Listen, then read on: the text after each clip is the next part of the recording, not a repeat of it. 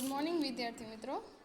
અને અગાઉના વિડીયોમાં આપણે જોયું હતું કે વોલ્ટ એની સાથે કામ કરનારા તમામ વ્યક્તિઓ સાથે બહુ પ્રામાણિકતાથી રહેતો હતો, બરાબર. જે લોકો હ્યુમરથી બુદ્ધિનો ઉપયોગ કરીને કામ કરતા હતા એવા લોકો વોલ્ટને પસંદ હતા.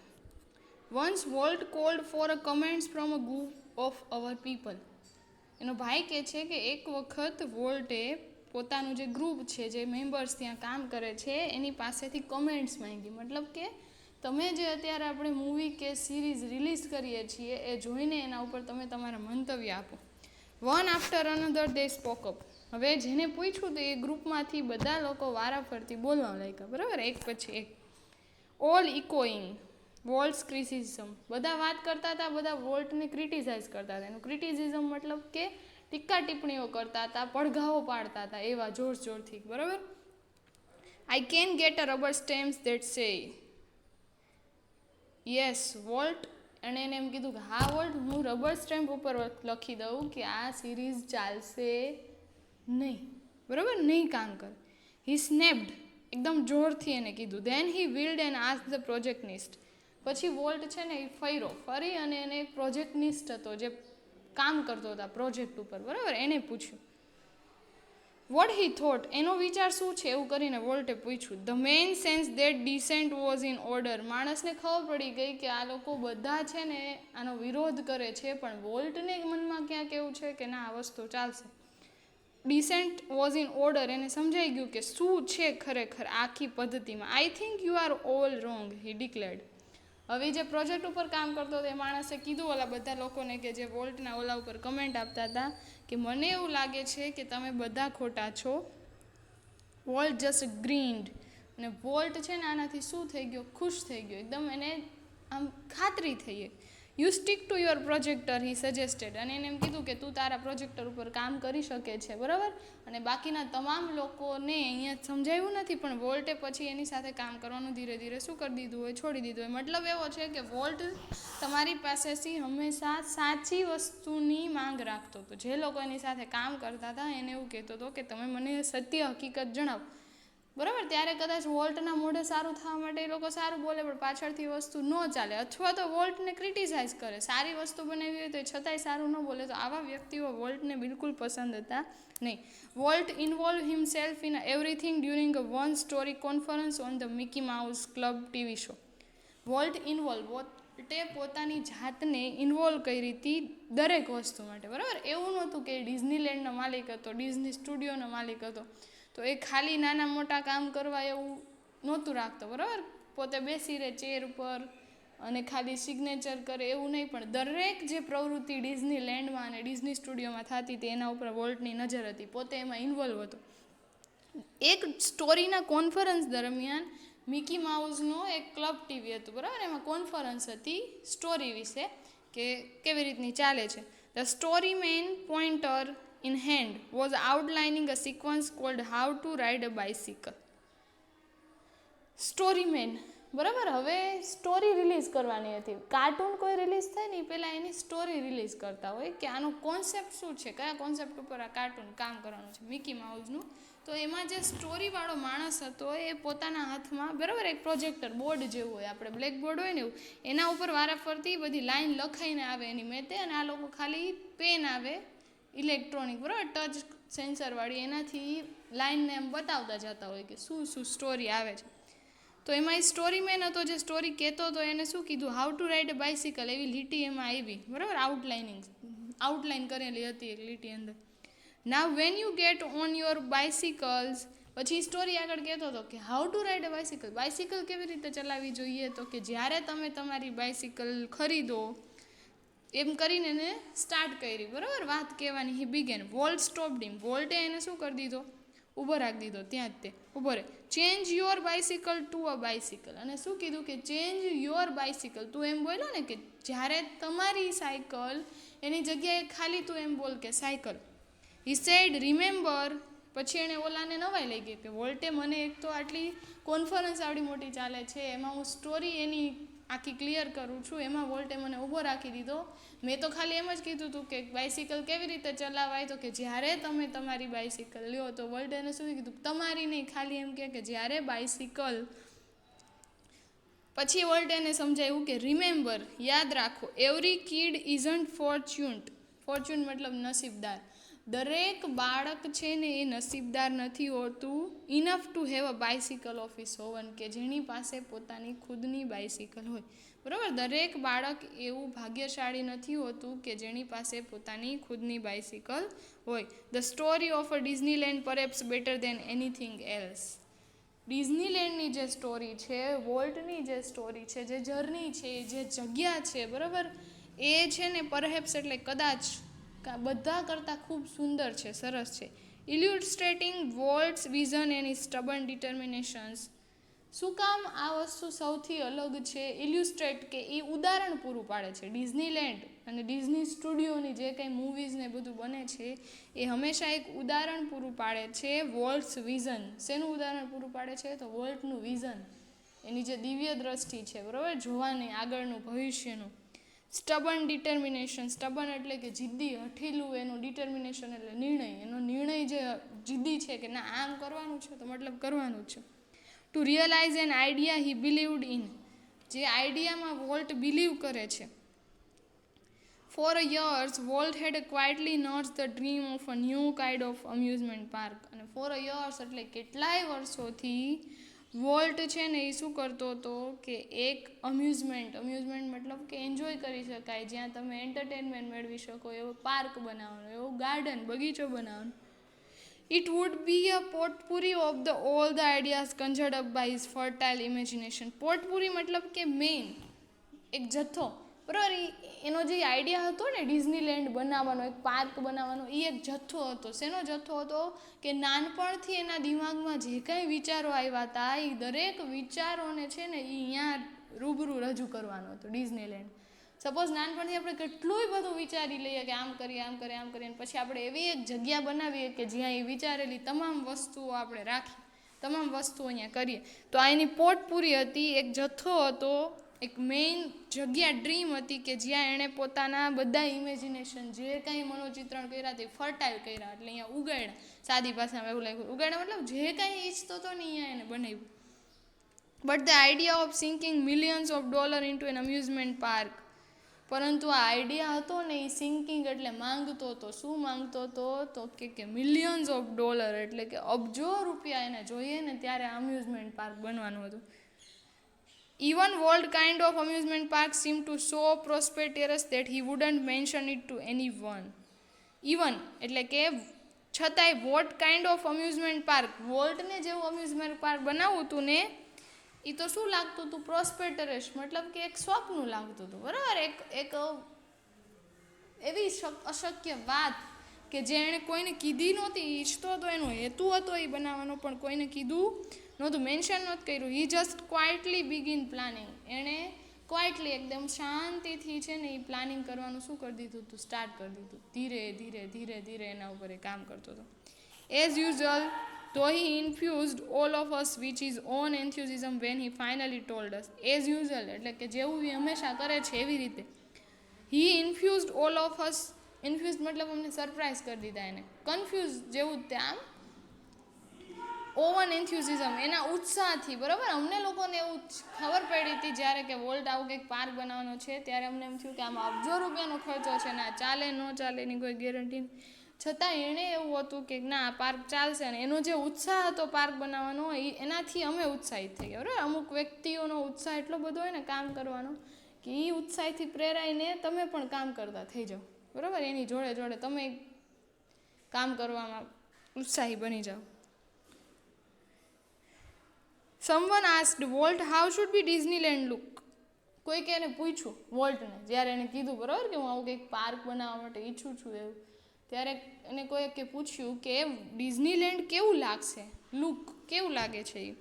ક્વિક કેમ ધ રિપ્લાય, અને ક્વિક એટલે એકદમ ઝડપથી વોલ્ટ પાસેથી આન્સર મળ્યો. It should look like nothing else on this earth. Disneyland એવું લાગશે જેવું આ પૃથ્વી ઉપર, આ દુનિયા ઉપર કાંઈ જ નથી પહેલાં, બરાબર. પહેલાં એવું કાંઈ જ બનેલું નથી એવું બનશે. પ્રિડિક્ટેબલી વી હેડ ટ્રબલ રેઇઝિંગ મની, અને પ્રિડિક્ટ જેવું અમે ભવિષ્ય ભાંખ્યું હતું, બરાબર, જેવી ભવિષ્યવાણી કરી હતી એ મુજબ જ વી હેડ ટ્રબલ રેઇઝિંગ મની, અમને પૈસા ઊભા કરવામાં તકલીફ પડી.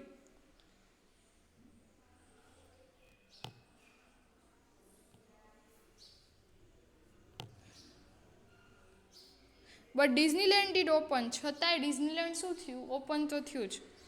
ઇન જુલાઈ 1955, બરાબર, 1955ના જુલાઈ મહિનામાં ડિઝનીલેન્ડ ઓપન થયું. સિન્સ ધ ફર્સ્ટ ડે, પહેલા દિવસથી જ millions of people have flocked to see the unique creation of Walt's imaginations. Millions of people, બરાબર, કરોડો લોકો, ફ્લોક્ડ એટલે ટોળા વળીને, ફ્લોક્ડ મતલબ ટોળામાં આવતા હતા to see the unique creation of Walt imagination. વોલ્ટનું જે ઇમેજિનેશન છે, જે એ વિચાર્યું છે, એવું મનોચિત્રણ જે કર્યું છે, એ કેવું લાગે છે. એકચ્યુઅલમાં વોલ્ટે પોતાના દિમાગમાં જે આઈડિયા હતો એને બનાવ્યો છે બિલ્ડિંગના સ્વરૂપમાં, એક પાર્કના સ્વરૂપમાં, તો એ કેવું લાગે છે એ જોવા માટે કરોડો લોકોના ટોળાઓ છે ને એ અત્યાર સુધીમાં ડિઝનીલેન્ડમાં આવી ગયા છે.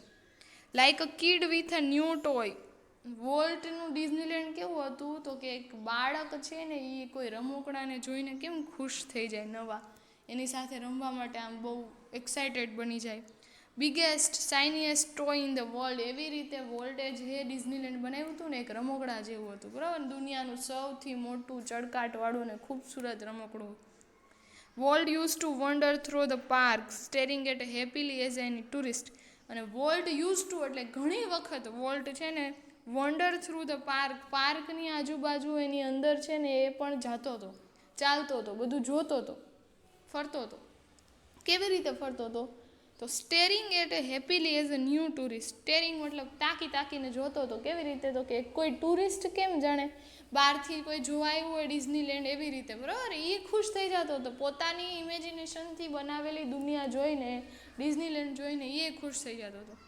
ઓવરવેલ્મિંગ success of Walt's crazy idea triggered a dramatic about face in the Disney fortune. પછી શું થયું, ઓવરવેલ્મિંગ સક્સેસ. ઓવરવેલ્મિંગ મતલબ કે તમે જેટલું ઈચ્છું છે એનાથી વધારે સક્સેસ મળી નહીં. આ સક્સેસ કોના લીધે હતી, તો કે વોલ્ટના ક્રેઝી ઇમેજિનેશન, એના ક્રેઝી આઈડિયા, બરાબર. જ્યારે વોલ્ટ કોઈને પોતાના આઈડિયા જણાવતો ને ત્યારે સાંભળનાર દરેક વ્યક્તિને એવું થતું હતું કે વોલ્ટ મૂર્ખો છે, એ ગાંડો છે, બરાબર. એના આઈડિયાઓ કેવા છે, તો કે એક એવી વસ્તુ છે ઇમ્પ્રેક્ટિકલ કે જે ક્યારેય શક્ય નથી, પરંતુ વોલ્ટ પોતાના એ ક્રેઝી આઈડિયાઓને હંમેશા સાબિત કરીને દેખાડતો હતો.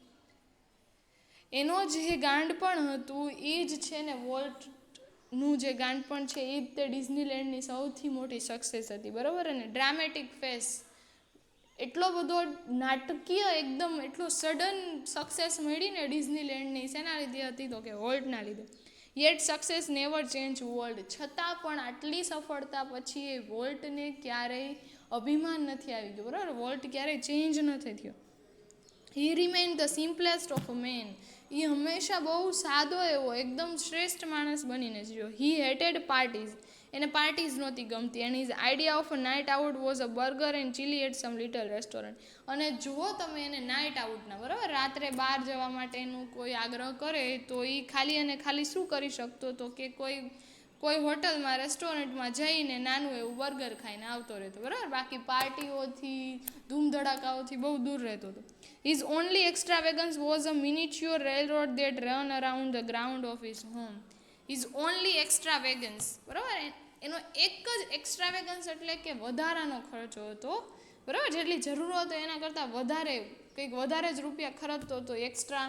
શેના ઉપર, તો કે miniature railroad that run around the ground of his home. એનું જે ઘર છે એની આજુબાજુ જે ગ્રાઉન્ડ છે એમાં એને એક નાનો એવો રેલવે ટ્રેક બનાવ્યો હતો અને એના ઉપર એને એક ટ્રેન ચલાવડાવી હતી, બરાબર. એનો સૌથી વધારે ખર્ચો હતો જે, બરાબર, જરૂરિયાત વગરનો, એ ખાલી આ મિનિચ્યોર રેલ રોડ બનાવવામાં કરતો હતો.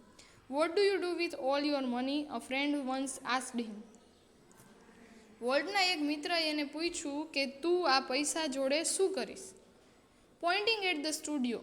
એટલે વોલ્ટે એને આન્સરમાં શું કીધું, પોતાની આંગળી છે ને એ સ્ટુડિયો સામે ચીંધી, બરાબર, અને કીધું I fertilize that field with it. હું છે ને આ જે સ્ટુડિયો દેખાય ને તને, બરાબર, આ સ્ટુડિયો એ મારું શું છે, મારી જમીન છે, ખેતર છે. માનો કે હું મારા દરેક પૈસાઓ છે ને એની અંદર રોપવાનો છું. ત્યાં જ એને રોપી અને એમાંથી કંઈક ઉગાડીશ. મતલબ કહેવા શું માંગે છે અહીંયા, ફર્ટિલાઇઝ વિથ ફિલ્ડ એટલે એ કહેવત જેવું છે કે હું મારું દરેક રોકાણ છે ને આ સ્ટુડિયોમાં જ કરવાનો છું. And it's true. અને એ સાચું છે. Walt plugged money back into the company almost as fast as it come in. Walt છે ને એ શું કરતો હતો, પ્લગડ એટલે ઉપાડી લેતો હતો પૈસા, બરાબર. જે કંઈ એને કમાણી થતી હતી ડિઝનીના મૂવીમાંથી, ડિઝનીલેન્ડમાંથી, એ બધી જ કમાણી છે ને એ તરત ઉપાડી લેતો હતો અને બધું શેમાં રાખી દેતો હતો, સ્ટુડિયોમાં, બરાબર. રોકાણ બધું સ્ટુડિયોમાં કરતો હતો. Being solvent for the first time since he started his business. પહેલી વખત એવું બન્યું હતું કે ડિઝનીલેન્ડ બનાવ્યું ને ત્યારબાદ વોલ્ટ પહેલી વખત લાઈફમાં સોલ્વન્ટ એટલે સદ્ધર બન્યો, બરાબર. ત્યાં સુધી નાદાર જ થતો, દેવાળું જ ફૂકવું પડતું, કોઈ જ રૂપિયાઓ એની પાસે બચતા નહોતા. તો કે જ્યારથી સદ્ધર બન્યો ત્યારથી એણે શું કર્યું, બિઝનેસ આઈડિયાઓને ચાન્સ આપ્યો, બીજા અધર બિઝનેસ એ ડેવલપ કરવાનું એને વિચાર્યું, બરાબર. પૈસા આવે ને એટલે માણસની બુદ્ધિ ઓટોમેટિકલી કામ કરવા માંડે, પૈસાને ખેંચે, બરાબર. એક જગ્યાએથી બીજી જગ્યાએ રોકાણ કરવાનું એને યાદ આવે.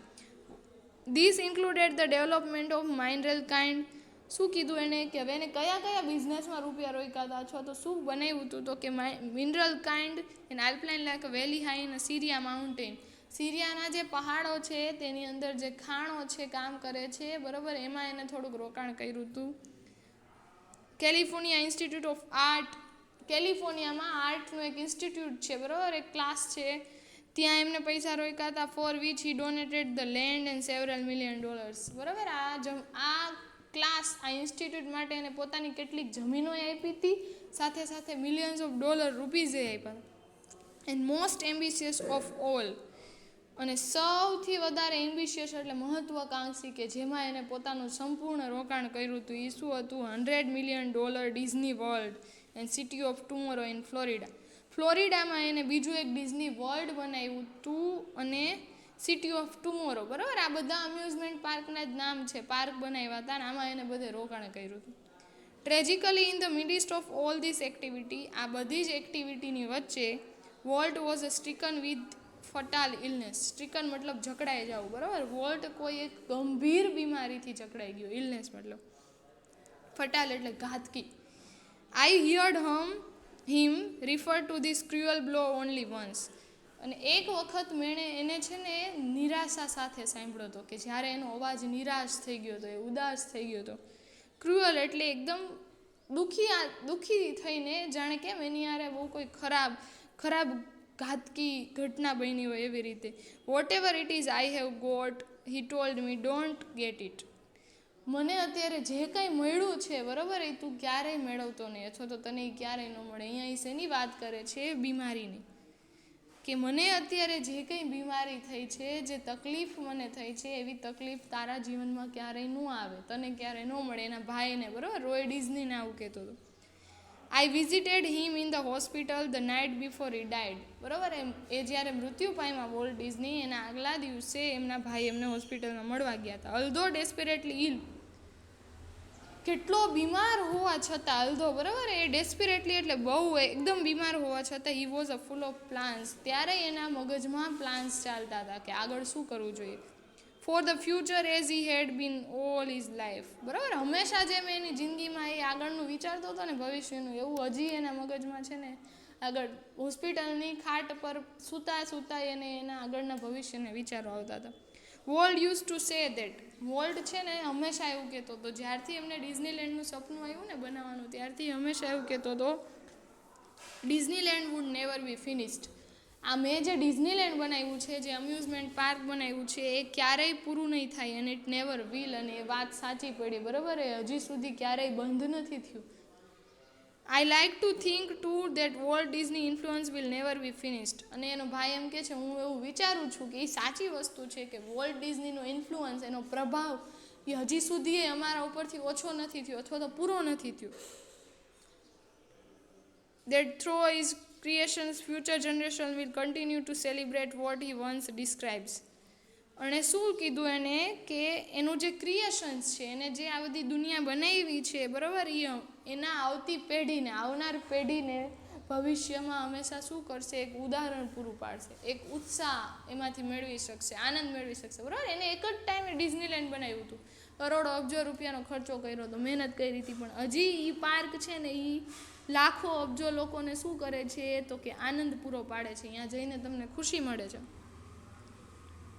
That precious ageless something in every human being એક વખત એને એવું એક સુવિચાર કીધો હતો કે પ્રિશિયસ એટલે કિંમતી, એજલેસ મતલબ કે ઉંમર વિનાનું, બરાબર. ક્યારેય કઈ વસ્તુની ઉંમર પૂરી નથી થઈ જતી. આપણે એમ કહીએ કે ઓકે હવે આવડા થઈ ગયા, હવે તો આ ન થાય, 25 વર્ષના થઈ ગયા, હવે આપણે શું ભણવા જશું, હવે આપણે એક્સ્ટ્રા ક્લાસ શું કરશું, શું શીખીશું, કાંઈ નહીં. તો એ શું કહે છે કે પ્રિશિયસ, કિંમતી, એજલેસ, બરાબર, ઉંમર વગરની, something in every human being, દરેક માણસની અંદર કોઈ કંઈક કિંમતી વસ્તુ હોય છે, કોઈ કિંમતી ટેલેન્ટ હોય છે જે એજલેસ છે, બરાબર, એને ઉંમર હારે કોઈ લેવા દેવા નથી.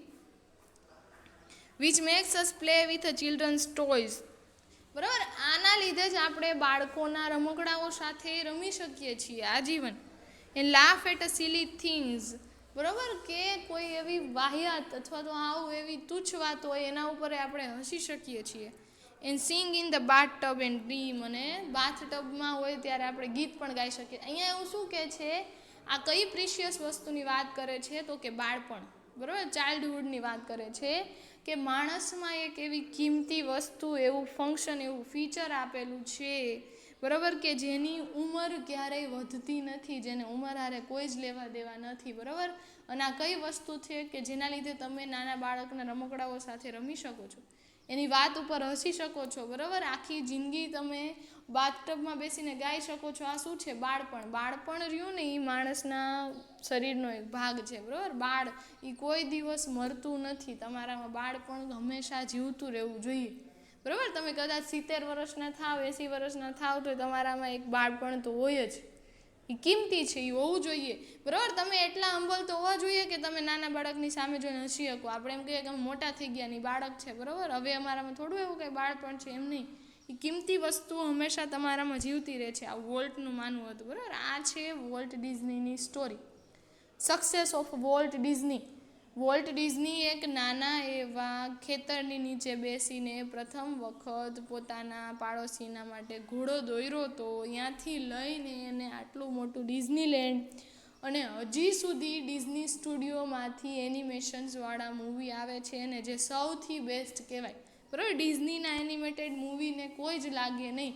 આ એના સ્ટુડિયોમાંથી, બરાબર, પ્રોડક્શન હજી સુધી ચાલુ છે. ડિઝનીલેન્ડ હજી એવું ને એવું છે, ને દિવસે ને દિવસે એમાં નવા સુધારા કરતા જાય છે. અને સુધારા કોના આધારે કરે છે, તો કે વોલ્ટ મરી ગયો છતાં પણ એની પાસે ભવિષ્યના કેટલાય પ્લાન હતા, એ પ્લાન હજી સુધી ચાલે છે, બરાબર. એના ઉપર જ એના પાછળના માણસો કામ કરે. આ આખી એની સ્ટોરી છે કે ક્યાંથી ક્યાં એ ડિઝનીલેન્ડ બનાવવા સુધી પહોંચી ગયો માલિક, બરાબર. અને એને શું સ્ટ્રગલ ફેસ કરી હતી, એનો નેચર કેવો હતો, એના આજુબાજુવાળા કામ કરનાર વ્યક્તિ સાથે એ કેવો હતો, ટીવી જોવાવાળા દર્શકો સાથે કેવો હતો, ડિઝનીલેન્ડમાં મુલાકાત માટે આવતા હતા લોકો, એ ડિઝનીલેન્ડ જોઈને કેટલા ખુશ થતા હતા, આ બધી વસ્તુ, બરાબર. આ છે વોલ્ટની સ્ટોરી. અહીંયા આપણું સેકન્ડ યુનિટ પૂરું થાય છે. Thank you.